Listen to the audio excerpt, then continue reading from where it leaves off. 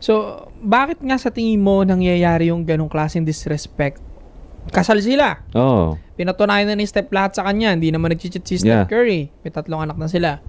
Bakit sa tingin mo nagagawa pa rin niya yung klaseng ano yun? Easy answer, pare. Makikita mong wala nang kailangan hilingin ng isang babae. Ibig sabihin nun, pinakasalan ni Steph Curry hindi wife na babae, kundi na babae. Sabi mo, si Ayesha Curry. Ay, bro. Ay, hindi lalabas sa isang bibig ng babae yun. Hindi lalabas sa isang matinong wife yung mga ganong klaseng words.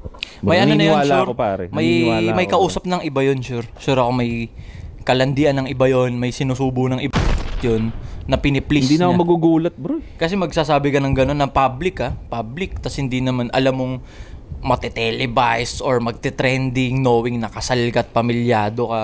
Sasabihin mo yun na parang may piniplease ka ng ibang para agree ako